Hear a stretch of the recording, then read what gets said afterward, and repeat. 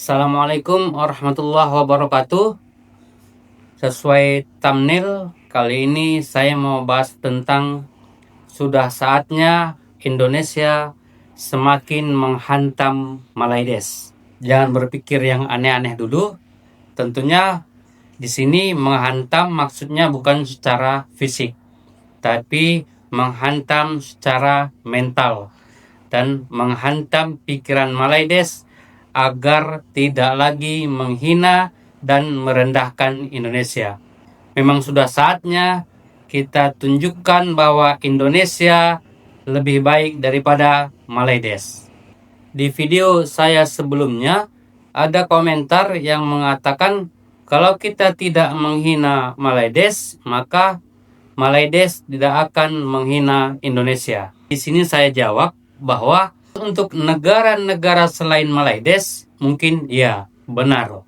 Kita tidak perlu saling menghina, saling diam nantinya akan mereda. Tapi khusus Malaides tidak seperti itu. Jika kita tidak mengcounter, maka mereka akan terus menghina. Karena hinaan-hinaan ini bukan baru sekarang, tapi sudah bertahun-tahun dari dulu dan dilakukan secara turun-temurun. Saya ingin cerita sedikit tentang latar belakang saya gitulah ya. Karena saya warga Sumatera Utara. Jarak kota saya ke pantai Selat Malaka itu tidak jauh. Hanya belasan kilometer aja. Karena itu pada dasarnya kami adalah tetangga yang paling dekat dengan Malaides. Karena kami dari sini kalau ingin ke Malaides tinggal nyebrang naik ferry aja, langsung ke Malaides. Kalaupun naik pesawat, tiket termurah itu ya dari Kuala Namu. Jadi pada dasarnya saya adalah salah satu tetangga terdekat Malaides di Pulau Sumatera. Karena itu saya punya pengalaman yang cukup dan pengetahuan yang cukup tentang cerita-cerita para pekerja Indonesia yang pernah bekerja di Malaides. Mereka berangkat resmi, kemudian paspornya ada yang ditahan, kemudian permitnya ada yang ditahan, kemudian mereka juga ditangkap polisi, jadinya mereka harus dideportasi dan macam-macam. Saya banyak sekali kenal dengan pekerja Indonesia yang pernah bekerja di Malaides. Walaupun sekarang sudah mungkin hampir tidak ada orang-orang yang saya kenal yang bekerja di Malaides karena memang sudah tobat, sudah nggak mau lagi kembali ke Malaides karena mereka memang bukan manusia biasa.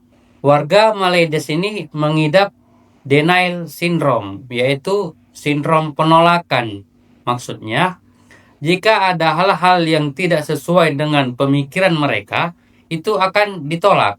Dan penolakannya itu bisa bersifat kasar. Bisa sikapnya jadi kasar. Nah, itu dirasakan oleh tenaga kerja Indonesia yang pernah bekerja di Malaides. Setidaknya itu cerita yang saya dapatkan langsung dari orang yang pernah bekerja di Malaides. Selain denial syndrome, warga tipe M Malaides ini juga mengidap narsis berjamaah. Maksudnya bahwa mereka merasa lebih baik dari warga manapun, dari bangsa manapun di dunia ini. Melayu Malaides adalah bangsa terbaik di dunia. Nah, itulah yang mereka rasakan.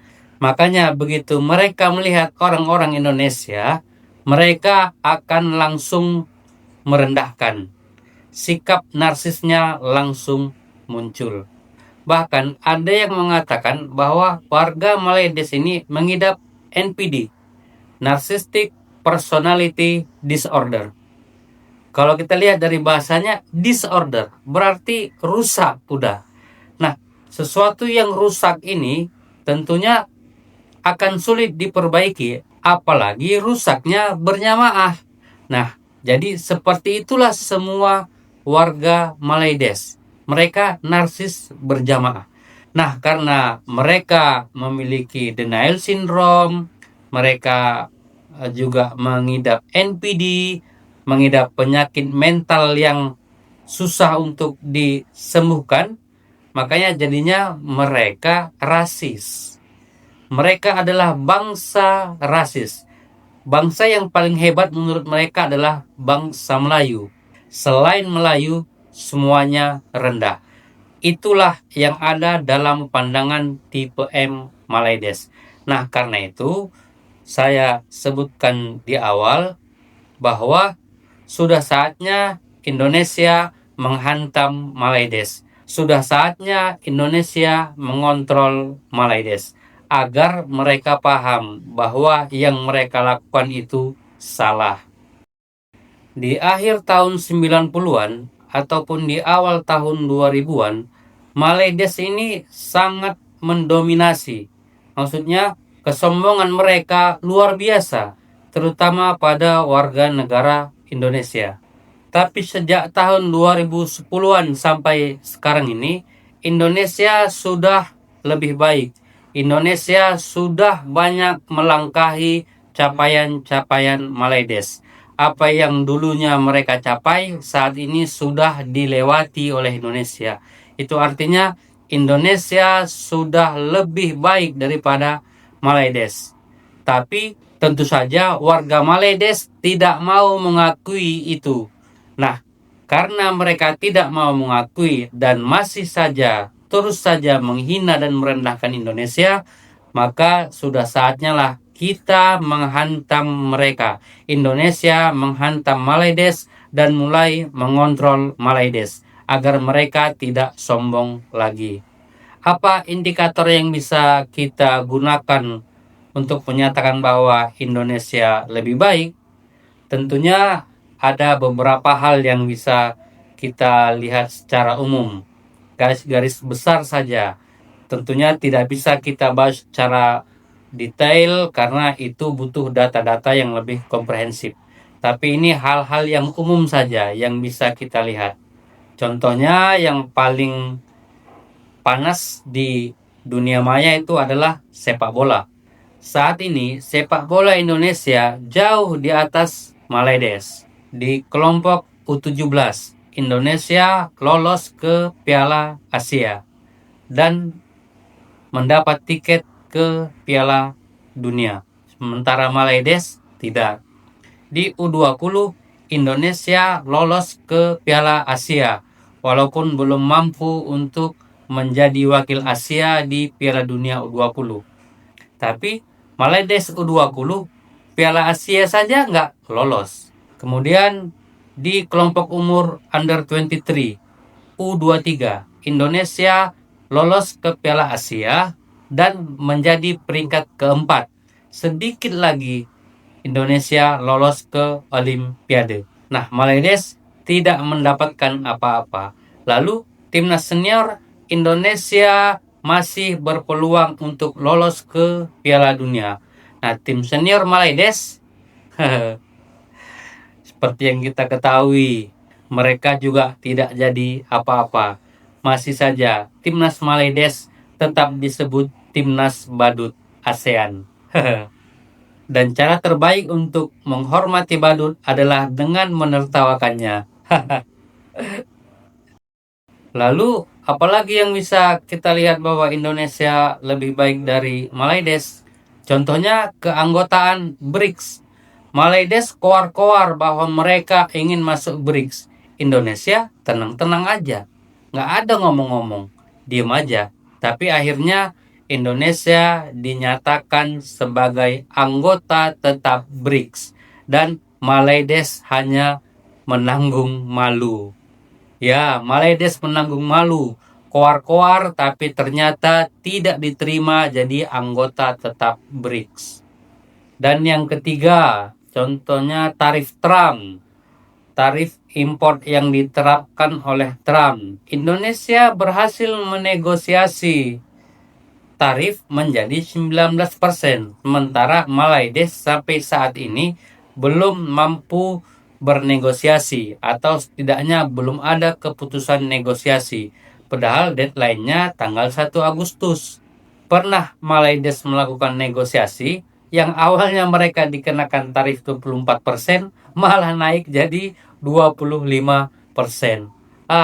Negosiasi apa itu? Orang negosiasi itu dari yang tinggi direndahkan. Ini dari yang rendah malah dinaikkan. Aneh memang.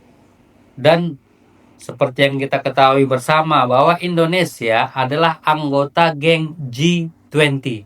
Berarti termasuk dalam negara-negara dengan ekonomi terbesar di dunia. Nah, Malaides, wah jauh lah. Jauh di bawah. Lalu lagi soal bahasa. Bahasa Indonesia sudah diakui oleh UNESCO dan banyak digunakan, banyak dipelajari oleh negara-negara. Saya tidak ingat pasti berapa, tapi yang jelasnya 50-an lebih negara itu menerapkan bahasa Indonesia dalam pelajaran di sekolah mereka.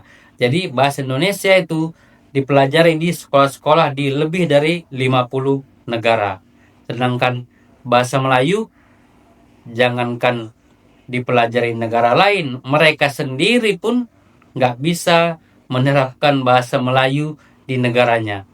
Karena warga Malaides tipe C dan tipe I itu hanya sebagian kecil saja yang bisa berbahasa Melayu Malaides. Kasihan ya. Lalu yang umum contohnya militer. Nah, militer Indonesia itu peringkat ke-13 dunia.